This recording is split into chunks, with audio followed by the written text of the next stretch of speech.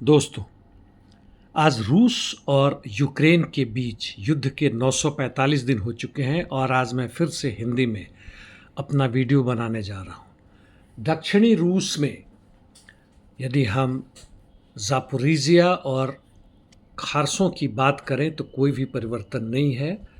अपने ही बंकर से अपने ही स्थानों में स्थित होकर दोनों सेनाएं एक दूसरे पर गोला बारूद कर रही हैं।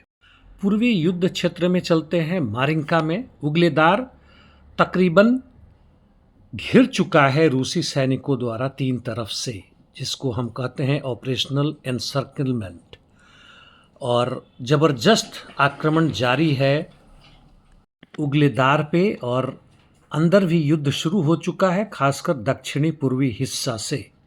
उगलेदार के अलावा रशियन आर्मी का ऑफेंसिव ऑपरेशन जारी है मिर्नोग्राद की तरफ और इन्होंने काफ़ी बढ़त हासिल की है निकोलेवका की तरफ।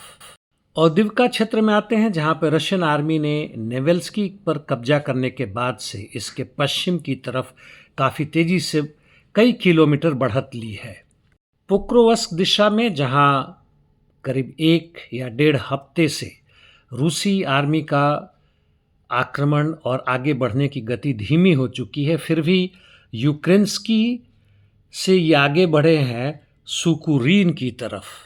और आगे चलते हैं पूर्वी क्षेत्र में ही, तो टोरेस्क में लड़ाई जारी है सिटी के लिए। बाखमुत चासिव यार में कोई खास परिवर्तन नहीं है और यही स्थिति तकरीबन बनती है सिवेर्स्क की। उत्तर पूर्व यानी नॉर्थ ईस्ट यूक्रेन की बात करते हैं तो पूरी लाइन पर, जो काफ़ी लंबी है, कुपियान स्वातोव क्रेमिना कई 100 किलोमीटर की, यहाँ पे ज़बरदस्त लड़ाई जारी है और लिमान तक या लाइमान तक रूसी सैनिक अपनी पकड़ मजबूत किए हुए हैं और आगे बढ़ रहे हैं। हालांकि गति काफ़ी धीमी है क्योंकि यूक्रेनियन फोर्सेस की डिफेंसिव लाइन बहुत ज़बरदस्त है। अब उत्तर में आते हैं खार्किव के नॉर्थ में, जहाँ पे स्लोबोजांस्की दिशा में ज़बरदस्त लड़ाई जारी है।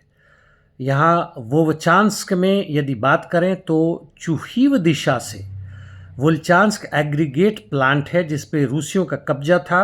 अभी पिछले हफ्ते से यूक्रेनियन ने ज़बरदस्त आक्रमण करके 80% हिस्सा वापस ले लिया है। जहाँ तक दूसरे क्षेत्र की बात है, इसी दिशा में, इसी क्षेत्र में लिप्स्टी या लिप्सी में तो कोई खास परिवर्तन नहीं है।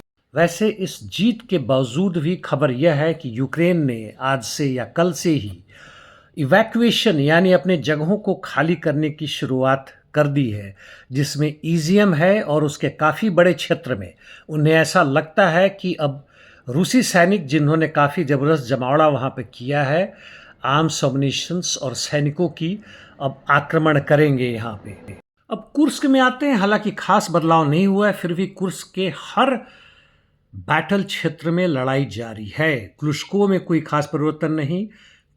कोरिनीवो डिस्ट्रिक्ट में यूक्रेनियन अभी भी ओल्होवका में अपनी पोजीशन बनाए हुए हैं और ल्यूबिमिवका में या ल्यूबिमोवका में लड़ाई जारी है। सुडजा डिस्ट्रिक्ट में यूक्रेनियन ने अभी भी मलाया, लोकन्या, चारकोस्कावे और मैट्रीनिवका में जो भी इनका पोजीशन है बनाए हुए हैं। रशियन आर्मी ने बोर्की से पश्चिमी दिशा में बढ़त की है। इंटरडिक्शन मिशंस में रशियन आर्मी ने काफ़ी भारी मात्रा में दूर यूक्रेनियन के एरिया में आक्रमण किया है, जिसमें खासकर इंडस्ट्रियल फैसिलिटीज़ है। जापोरिजिया, खार्किव, स्लोवियांस्क, क्रामाटोस्क एरिया में और सूमी में तो खैर लगातार जारी है और यूक्रेनियन सैनिकों ने, उनके भी एयरफोर्स ने और जो भी लॉन्ग रेंज मिसाइल्स है रूसी क्षेत्रों में अपनी आक्रमण जारी रखी है, जिसमें ड्रोन से भी अटैक जारी है। अब आते हैं पैलेस्टीन इजराइल मिडिल ईस्ट में।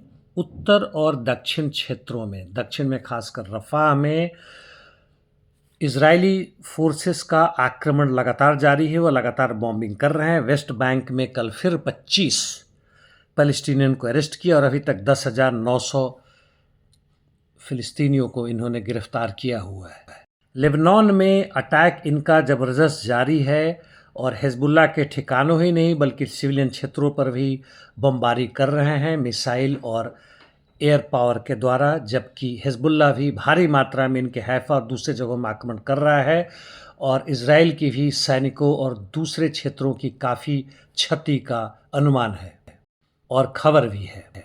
आज के लिए इतना ही करूंगा। वैसे आपको बता दूं कि वेनेजुएला ने अरेस्ट वारंट जारी किया है अर्जेंटीना के राष्ट्रपति हावियर मिलेई के खिलाफ, क्योंकि इनके विमान की जो चोरी की गई या लूट ली गई जो इनके प्रेसिडेंट की थी अमेरिका द्वारा, उसी के खिलाफ में, क्योंकि वेनेजुएला का कहना है कि अर्जेंटीना का हाथ इसमें है।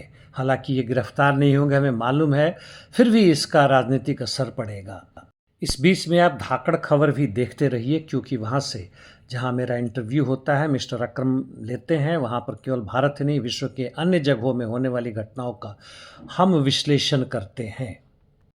साथियों, उम्मीद है यदि आप पसंद करते हैं तो इसे लाइक भी करें और अपने दोस्तों के बीच में फॉरवर्ड करें, क्योंकि मेरा वीडियो यूट्यूब द्वारा अभी भी प्रतिबंधित है। धन्यवाद।